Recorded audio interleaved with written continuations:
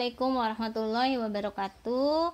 Alhamdulillah kita sampai di pertemuan 6 dan sebentar lagi UTS. Semoga kalian dalam keadaan sehat dan selalu dalam lindungan Allah, amin. Di pertemuan 6 untuk mata kuliah MPSI, kita akan membahas tentang HR dan stakeholder management. Tahu manajemen SDM dan stakeholder. Relasi antara HR dan stakeholder. Ini ada project manager, lalu ada organisasinya, ada project, ada timnya, lalu kemudian bisa selesai atau finish. Dan juga ketika start ini membutuhkan project sponsor. Sponsor ini adalah yang membiayai project dan butuh komunikasi. Lalu setelah dikerjakan mendapatkan project result atau hasil dari project. Setelah semua selesai, project tidak dibiarkan begitu saja, tetapi harus di maintenance atau di support. Nah, ini banyak keuntungannya. Semua saling berkaitan. Bagaimana cara mengelola sumber daya manusia? Manajemen sumber daya manusia, tim proyek adalah faktor penting keberhasilan. Kegiatan mengelola sumber daya itu yang pertama ada perencanaan HR manajemen. Nah, ini kualifikasi untuk timnya. Ada yang kedua itu B, personil tim ditunjuk dan melaksanakan pekerjaan. Yang ketiga adalah membentuk tim, tapi timnya ini harus yang kompeten. Yang keempat adalah mengelola project tim. Dengan cara bagaimana? Dengan cara memonitor pekerjaan setiap harinya. ITOS Project Human Resource Management ini seperti yang pernah dibahas ya. Yang ITOS ini ada rencana SDM, ada acquire tim project, ada pengembangan tim project, dan ada pengendalian tim project. Nah, ini ada semua kegiatan di dalamnya hampir mirip-mirip, tapi yang paling banyak kegiatannya adalah memanage karena harus setiap hari juga harus memecahkan masalah. Project Stakeholder Management. Stakeholder adalah pihak-pihak yang mempengaruhi proyek. Stakeholder ini berdasarkan PMBOK 5 edisi kelima, itu merupakan stakeholder harus diidentifikasi sebelum proyek dimulai. Kegagalan dapat menyebabkan pertama adalah keterlambatan proyek. Yang kedua, peningkatan biaya. Jadi biaya perencanaannya misalkan 5 juta, maka membengkak mungkin jadi 10 juta. Yang ketiga adalah tingginya masalah atau konflik. Ya mungkin saja masalah keterlambatan proyek atau mungkin adanya tim proyek yang tidak kompak. Yang keempat adalah dampak negatif, yaitu pemberhentian proyek karena mungkin proyeknya tidak selesai-selesai. ITOS Project Stakeholder Management. Yang selanjutnya adalah Project Stakeholder Management Overview. Ada identify stakeholder, jadi diidentifikasi stakeholder siapa aja, lalu direncanakan, kemudian di manajemen, lalu di monitoring atau dikendalikan. Lagi-lagi yang paling banyak adalah monitoring, karena ini adalah proses yang sangat penting setelah mendapatkan stakeholder, bukan hanya dipegang saja stakeholdernya agar tidak kemana-mana gitu ya, agar tetap di situ, agar komitmen di situ, tapi harus di monitoring.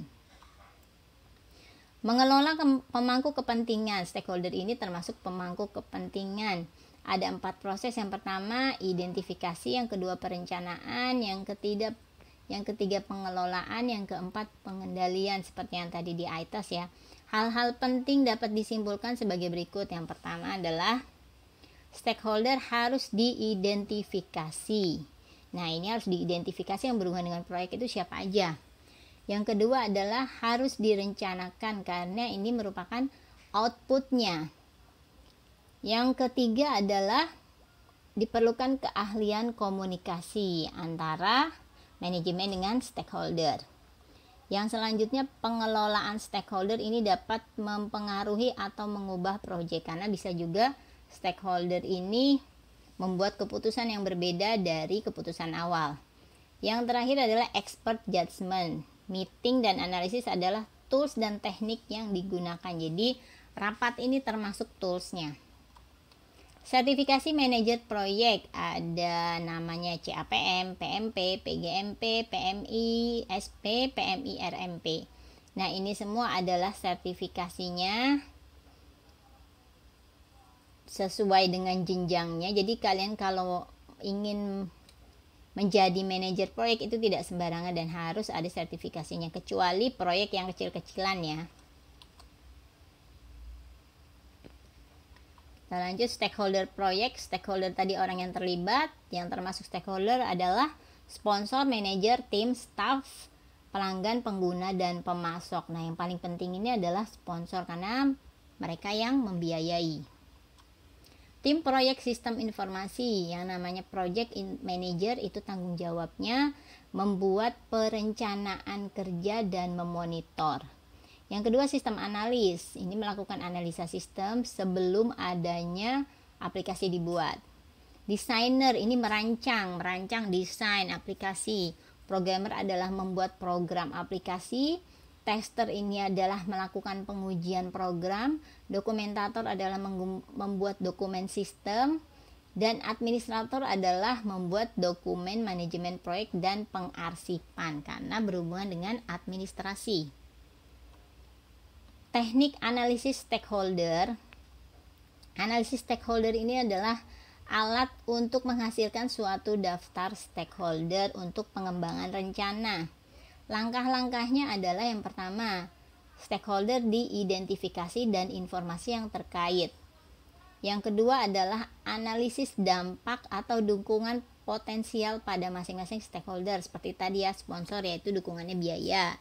Manajer proyek yaitu dukungannya adalah perencanaan. Yang ketiga, penilaian bagaimana stakeholder utama bereaksi atau merespon pada berbagai situasi, terutama jika ada masalah. Model klasifikasi stakeholder. Model yang pertama adalah power atau interest grid. Ini berdasarkan tingkat kekuasaannya. Yang paling berkuasa ya tadi, yang sponsornya berdasarkan tadi tingkat stakeholdernya ya. Yang kedua adalah power atau influence grid, berdasarkan tingkat kekuasaan juga. Kalau tadi hasil atau outcome, yang kedua ini keterlibatan. Itu sangat berpengaruh ya. Makin banyak terlibat maka makin banyak pengaruhnya. Yang ketiga adalah influence atau impact grid, berdasarkan tingkat pengaruh dan kemampuannya. Yang keempat adalah silence model. Ini kelas stakeholder berdasarkan kekuasaan, tingkat kepentingan, dan legitimasi. Jadi banyak sekali tingkat kepentingan ini. Si project ini bisa jadi seperti politik juga ya. Karena project ini menang atau tidak itu berdasarkan tender-tender. Keahlian untuk manajer proyek yang pertama adalah harus punya hard skill maupun soft skill. Yang kedua adalah dapat mempunyai keahlian komunikasi baik mendengar maupun meyakinkan maupun didengar gitu maksudnya. Yang ketiga adalah merencanakan, punya sasaran, dapat menganalisis apalagi jika ada masalah. Yang keempat, dapat mempunyai keahlian membangun tim, memotivasi terutama atau apalagi jika proyek mengalami keterlambatan. Yang selanjutnya adalah keahlian memimpin, ini harus pasti. Lalu yang selanjutnya adalah keahlian menangani, ini sabar, fleksibel, kreatif. Harus sabar ya terhadap tim proyek karena tim ini berbagai karakter orang. Yang selanjutnya adalah keahlian teknologi, ini biasanya berdasarkan pengalaman, pengetahuan proyek. Kalau misalkan manajer baru pertama kali belum banyak pengalaman. Tim proyek dan organisasi.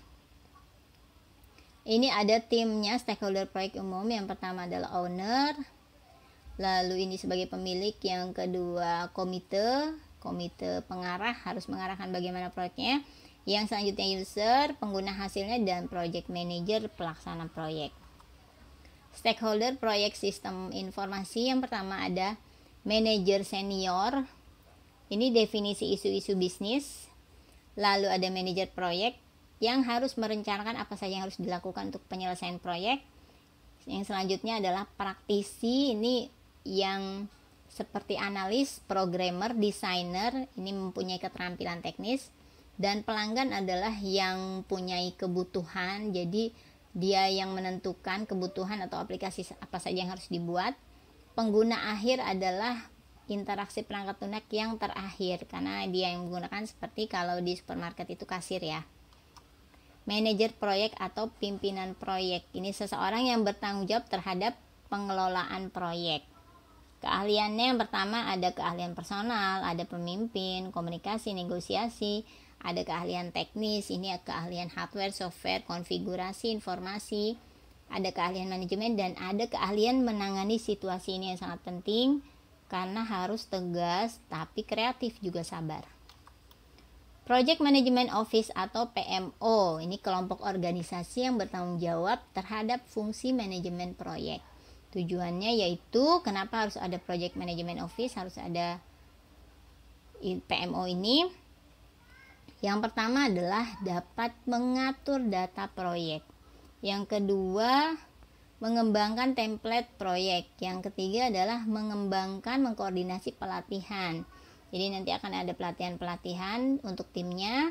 Yang selanjutnya menyediakan jalur karir formal bagi manajer proyek. Lalu yang selanjutnya adalah jasa konsultasi, jadi bisa berkonsultasi jika proyeknya mengalami masalah. Yang selanjutnya adalah struktur untuk menampung manajer proyek ketika sedang mengerjakan proyek atau di antara proyek. Organisasi adalah disusun berdasarkan suatu proyek. Jadi kalau ada proyek pasti ada organisasi. Jika sudah selesai maka dibubarkan. Ada organisasi, ada fungsional, ada produk dan area, ada matriks, dan ada proyek. Nah, proyek ini terbagi menjadi 3, fungsional, murni, dan matriks. Organisasi proyek yang pertama fungsional, ini menurut fungsinya memiliki struktur dengan konsep otoritas dan hierarki vertikal. Yang kedua ini proyek murni, ini adalah murni benar-benar proyek di mana manajer mempunyai hak penuh terhadap proyek. Lalu yang terakhir adalah matriks, gabungan dari keduanya fungsional dan murni. Juga berbagai disiplin ilmu ini terlibat tetapi tidak mengganggu dalam pelaksanaan proyek. 7 faktor terkait pemilihan organisasi menurut Hobbs dan Minards, Hobbs tahun 93. Yang pertama ini ukuran proyek, ini sangat mempengaruhi ya. Jadi ukuran semakin besar maka organisasinya pun akan semakin besar. Kebijakan strategis ini juga akan semakin organisasi banyak maka strateginya juga semakin rumit. Kebutuhan terhadap inovasi terbaru ini juga mempengaruhi. Jadi organisasi kalau misalkan kompeten maka kebutuhannya atau proyeknya besar, kebutuhan juga harus semakin besar. Kebutuhan terhadap integrasi, kompleksitas lingkungan yang dibuat, misalkan aplikasinya bagaimana, kompleksnya bagaimana, lalu constraint waktu dan anggaran, misalkan aplikasi besar tapi anggaran besar tapi waktu sedikit, nah itu butuh organisasi yang lumayan besar karena agar cepat selesai. Yang terakhir adalah stabilitas permintaan sumber daya. Jadi permintaan untuk kebutuhan ini harus stabil, jangan terlalu banyak permintaan dari pelanggan. Ini sangat mempengaruhi pemilihan organisasi. Semakin tinggi level ketujuh faktor ini maka dibutuhkan kewenangan yang lebih banyak agar proyeknya dapat segera berhasil atau monitoring lebih sering ya. Nah ini ada tugas mandiri, bagian struktur tidak perlu, jadi kalian kerjakan ini saja, nomor 1, nomor 2, lalu nomor 3, nomor 4, dan yang terakhir nomor 5. Demikianlah apa yang saya jelaskan hari ini, mudah-mudahan dapat bermanfaat. Mohon maaf jika penjelasan ada yang kurang, mohon dimaafkan. Jangan lupa like, komen, dan subscribe. Saya akhiri dulu. Wassalamualaikum warahmatullahi wabarakatuh.